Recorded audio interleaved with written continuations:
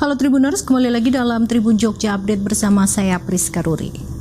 Badan Pusat Statistik mencatat jutaan masyarakat tergolong kelas menengah turun kelas setiap tahunnya pada periode 2019 hingga 2024. Fenomena ini dinilai dipicu oleh berbagai faktor mulai dari fundamental perekonomian nasional, kebijakan pemerintah yang membebani hingga minimnya jaringan pengaman sosial.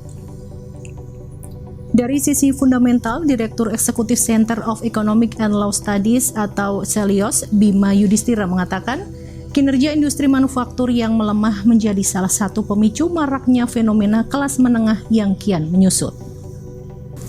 Tertekannya kinerja industri manufaktur memicu pelaku usaha melakukan efisiensi secara masif sehingga berdampak terhadap pemangkasan tenaga kerja.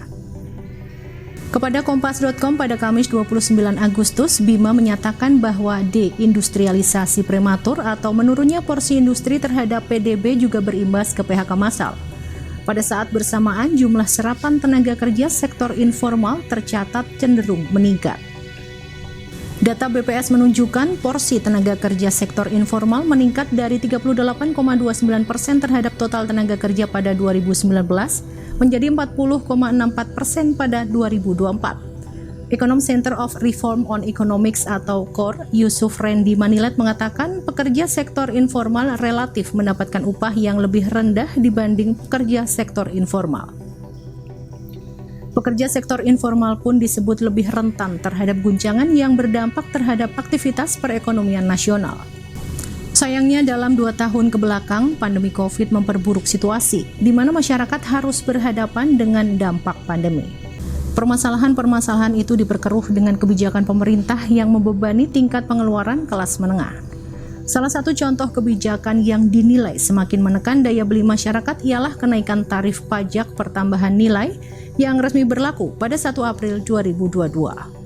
Kenaikan PPN ini berkontribusi ke naiknya harga barang di tingkat retail. Dengan berbagai masalah yang dihadapi, perhatian pemerintah terhadap kelas menengah dinilai minim. Baik Bima maupun Yusuf menyebutkan jaring pengaman sosial yang diberikan kepada masyarakat kelas menengah relatif minim. Selama ini dalam memberikan bantuan sosial, pemerintah hanya berfokus pada masyarakat miskin. Sementara kelas menengah yang rentan justru seakan-akan tidak terlihat.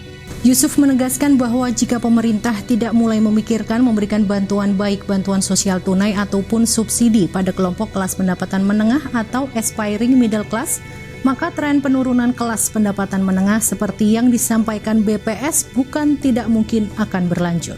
Demikian berita terkini terkait akar masalah jutaan kelas menengah yang turun kelas dari tahun ke tahun. Ikuti terus berita-berita terkini hanya di Tribun Jogja Update. Saya Priska Ruri dan segenap kru yang bertugas pamit undur diri. Terima kasih dan sampai jumpa. Download Tribun X sekarang. Menghadirkan lokal menjadi Indonesia.